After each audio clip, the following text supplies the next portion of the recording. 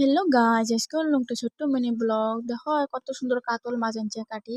তো এলে মুই ধুয়ে ধুয়ে ম্যারিনেট করে তেলত ভাজি নিম করকরা করি। তারপর লবণ আর হলদি দিয়ে ম্যারিনেট করে নিছং। এলে মুই তেলত ভাজিম করকরা করি। তো তোমরা ভিডিওটা স্কিপ না করে দেখে থাকো, আশা করো ভালো লাগবে। তো মাছগুলো ফাইনালি ভাজা হয়েছে, মুই একটা পেস্ট বানিয়ে নিছং। জিরে, পেঁয়াজ, রসুন, আম চকলে তেলত দিয়ে মাছগুলো ঢালি দিয়ে পানি দিয়ে হয়ে আসলে মাছগুলো একদম টকটকা ঝাল সর্ষে পিষা মাছের রেসিপি রেডি। তারপরে আরো একটা রেসিপি আছে, এটা হলো লাগছে আনকমন একটা বস্তু।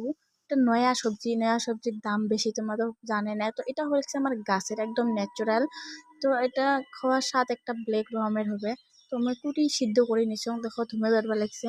অল্প অল্প সিদ্ধ করছি, বেশি না, কারণ এটা একদম নরম হয়। তো তেল দিয়ে দিছি পেঁয়াজ, জিরে, রসুন।